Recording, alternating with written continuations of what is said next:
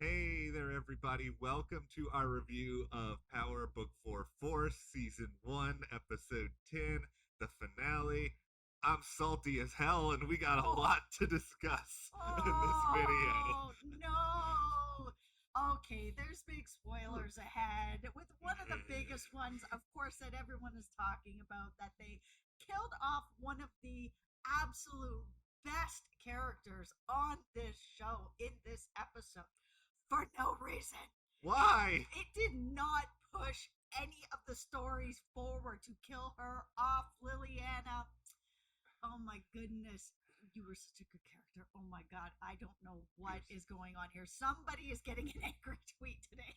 here's what's gonna happen after this. We're recording this on Easter Sunday, so after we're done with this video, I'm gonna go and bite off the top of my chocolate bunny. I'm gonna fill it with vodka, and that is gonna get me through the rest of the day.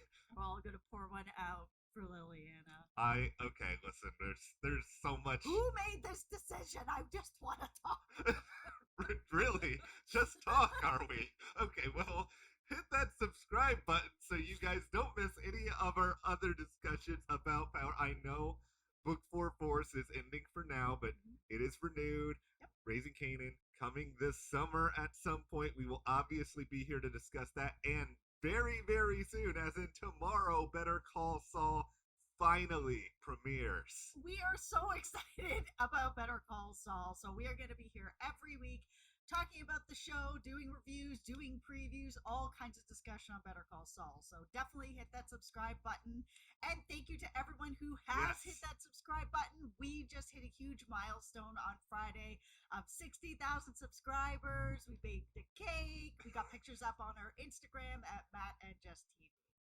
You guys think I'm being salty as hell in this video. Wait and see what they do if they kill off Kim Wexler.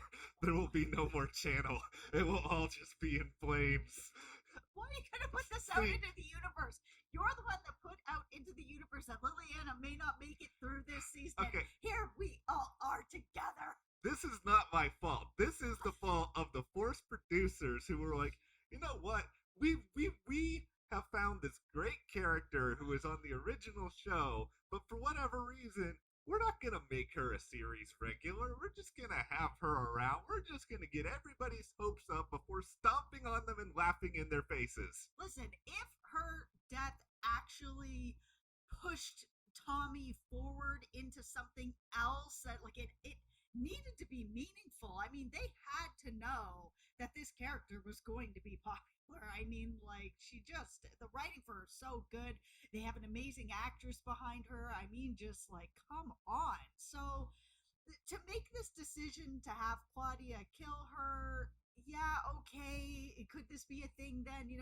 Tommy's going to come after Claudia. He was going to do that anyways. Yeah. This didn't need to happen. Like, it was just, I know we also sort of had this little bit of story where it was like, oh, he's a ghost. He's the new ghost sort of thing. And they kind of alluded that he's alone. He's a lone wolf. And then they're like showing Tommy with JB and Diamond and his nephew and well Kate, Kate, what are you gonna do? But they're showing him with all these people around him, and I was just kind of like, okay, so there was no reason to cut out Liliana. They're not isolating him. That's the problem I have with this is just that it doesn't make a lot of sense to kill off a popular character, but even beyond all this, it didn't make sense for this entire confrontation that resulted in Liliana's death to even happen in the first place. Like, Claudia already knew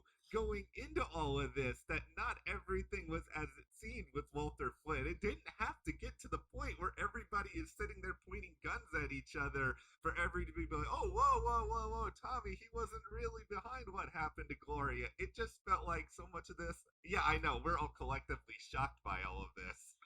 Claudia, listen, this next season, somebody really needs to sort of like sit down and flush out the Claudia character. Yeah. She is so wild and just messy.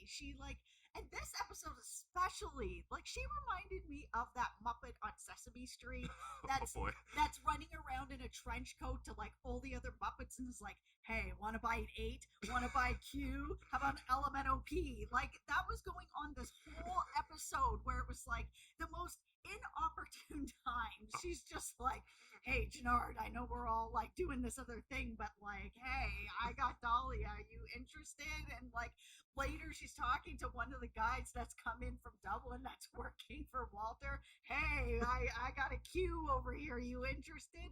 It was so weird. Like she needs to be reined in. And listen, I'm totally not just like taking a crap on the show because I enjoy the show. I really do. But her character needs to be worked out a little bit. She's so messy. I'm trying to keep it together. That's just the greatest analogy you've ever said in any. But it's so true. I mean, that character in the trench coat on Sesame Street was trying to offer a date to everybody. I now have a mental image of Claudia running around and doing that. It is so. This character has no idea what she's doing. Like it is. I mean, I guess maybe they're trying to be like, okay, you know, she has sort of been sheltered. She's sort of been the behind the scenes person. But even with all of that, the whole character description that they have. Sorry, I'm still laughing about the trench coat thing. The whole thing that they have said about Claudia throughout all of this show is that she is smart. She is savvy.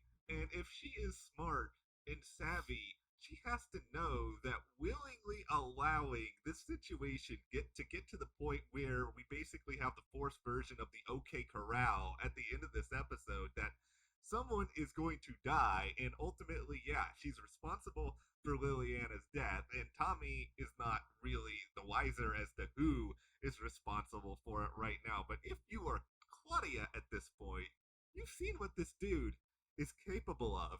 Here's what I'm doing if I'm Claudia at this point. I am going to the other side of the world. I am staying there. I am changing my name. Oh, she's not going to do it. She not only offered everyone who would listen a portion of, you know, her Dahlia, she also like cut down her father to this guy from Dublin who is part of the bigger part of this organization to be like, my dad's weak. He doesn't know what he's doing. You've seen the books. You've seen how we're failing at this. I'm just like, what are you doing? What are you doing? Crazy, man. Claudia is, this is the interesting thing about all of this now too, is that after all of this, after Claudia screws this up in so many ways, after Vic continues to be like the emotional puppy just like running around in every different direction, at the end of all this episode, now that they have realized how much their father has screwed them over, their solution seems to be, we're gonna do this together, you know, Wonder Twins power activate. And it's like, okay, Vic, Claudia, I don't mean any disrespect, but I kind of do. I have zero confidence in your guys' ability to run any sort of empire together, because you will change your mind at sort of the drop of the hat. You know, Walter Flynn, he may not exactly be threatening, but at least he has people. At least he has the ability to like pick up the phone and be like, can you bring in some people over here from Ireland? Thanks. What do you guys have? No, I agree. Like, I understand that the two of them are like, okay, you know, our dad really screwed us over. We can't trust him. It's got to be you and me, and we're gonna figure it out together, kind of thing. Okay, that's a good storyline, and going into next season, that's gonna be a really good storyline. However, they do not have the manpower behind them. They have really not a lot of anything. So unless they're really able to discredit their dad in a very like compelling way to be able to get the organization behind the two of them, like they put a couple little feelers in this episode, but is it enough? Like, it just doesn't feel like enough. Here's a very important question. How can we resurrect Liliana? Can we get some of Oliver Queen's penicillin tea from Arrow and give that to her, and she'll just be more than fine at the start of the next season? I'll take that. Listen, I hated that ending on Arrow. It was so ridiculous. But bring out the penicillin tea. We need something. It brings you back from the dead. Clearly. Okay, and on a more realistic things that are actually happening on this show direction, I will say I did enjoy a lot of the stuff with Diamond and Jenard. I think that story it was good. I wish that the reveal that Diamond was aware of what was going on happened earlier, because sort of the brotherly battles here and Diamond ultimately not killing Jenard and them having this like tenuous agreement. It's like all of this is fascinating, and I think that's going to be fun to watch moving forward. Yeah, it felt like it really was a nice long slow play, and it just like escalated to a 10 Yeah, in this episode. Like it kind of went from Jenard wanting to take over the organization and all of that and duping over his brother, Diamond finding out about it. But then all of a sudden, Jenard's like, I'm just gonna take my brother right out. I was like, wow, okay, yeah, that went to a 10 right away. But I mean, if Jenard wants to run everything, is there not another way to go about it? Because he was kind of already doing that.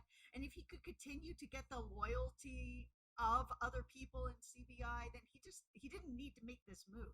It just felt like, I mean, Jenard has been built up. He's a very good character. He's a yeah, very well thought out character of someone who just he's very smart, but he is a little bit he's impatient in yeah. wanting to get to where he wants to get to quickly. I think he's just sort of that guy who, he was literally under his brother's shadow before Diamond went away. And I think he probably spent all this time building up some resentment, conscious or not, that this guy is getting, all the credit, all the applause. He's getting to be the head. Then Diamond goes away. I get to be the boss now. And I think mentally he was having a hard time of going back into this position where I don't get to be the big boss anymore. And I think emotionally, like that took over for him to the point where he just escalates to this way where he's like, okay, I gotta kill Diamond now. Like, I gotta find a way to do that. And, Diamond kind of puts him in his place, but I think at the same time shows a little bit of humanity that he had this opportunity to do away with Jenard. And maybe Jenard, as, quick as he was to get to this level, maybe he has learned something from this encounter.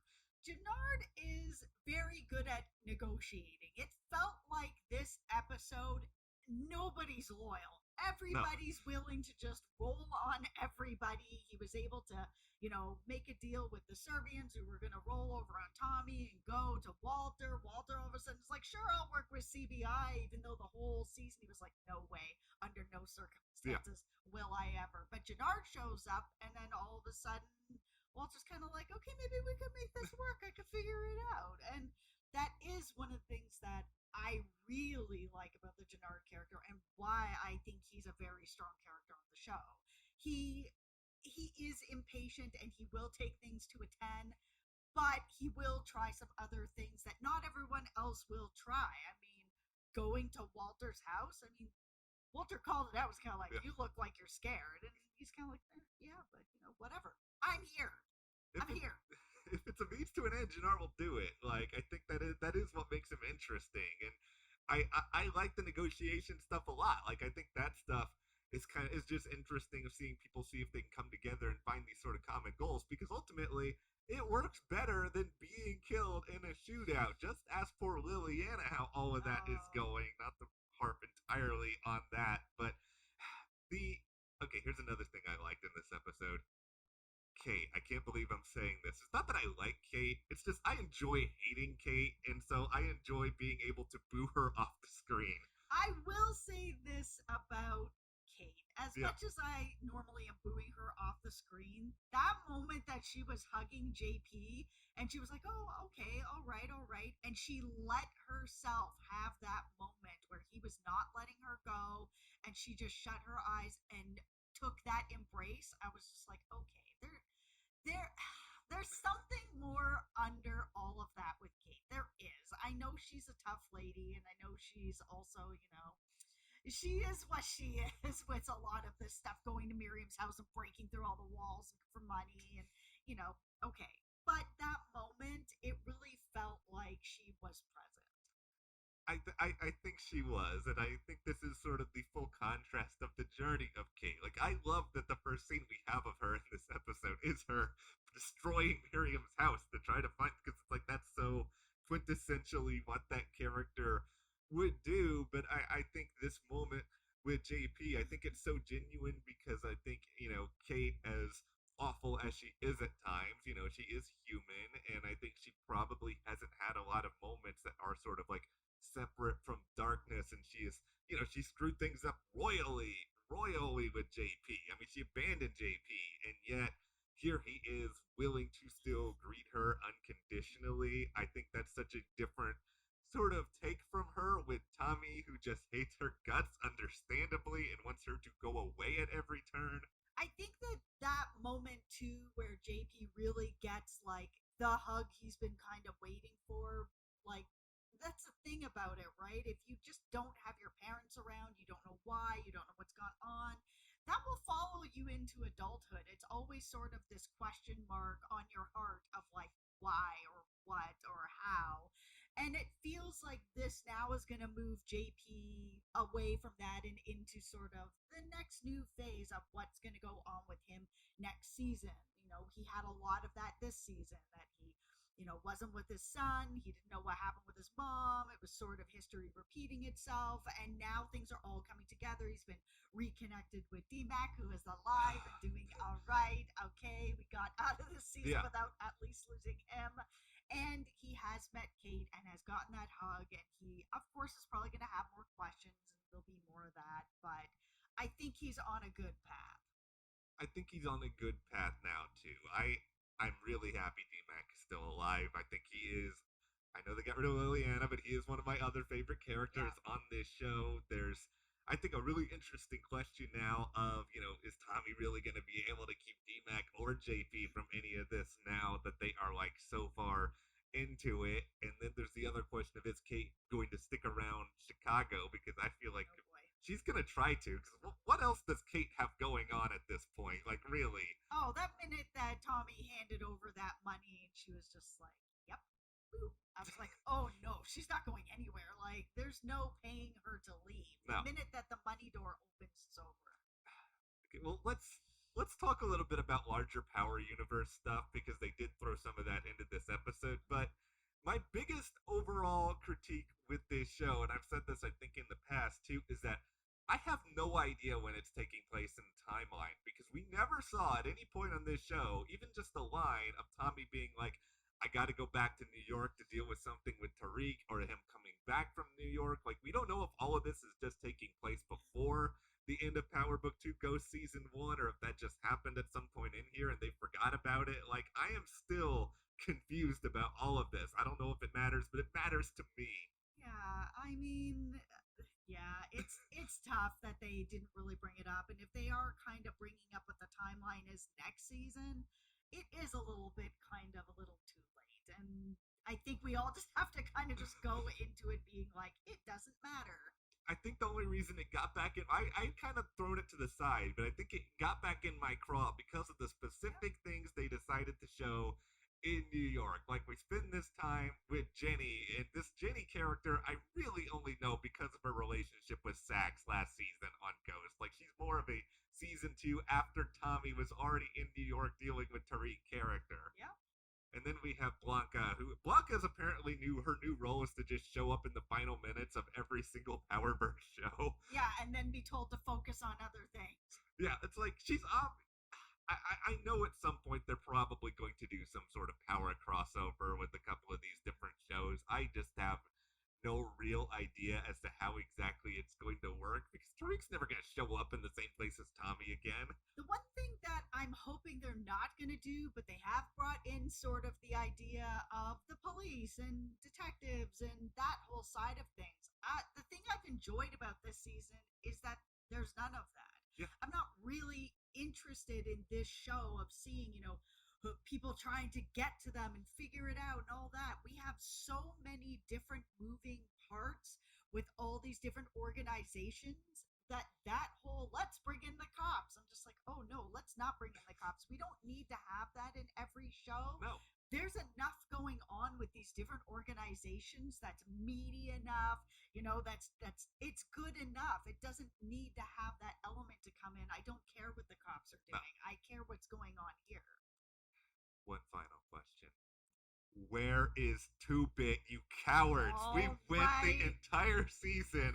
I thought we would get, I didn't think he was going to be here the whole time, but he was just gone on Ghost Season 2 for like no reason whatsoever. And so I thought that the reason he stopped like trying to take money from Tariq is because he came to Chicago and he had, a proper sort of place in an organization. But nope, no 2-bit. We don't know what's going on there. Okay, maybe that's a season 2 that they're like, okay, we took away Liliana, but we'll give you 2-bit. But they could have given us both. Yeah, if we had both, how good would you guys had a golden opportunity here? You could have hooked up Liliana and Tommy, which for some reason I ended up getting into. I don't really know why.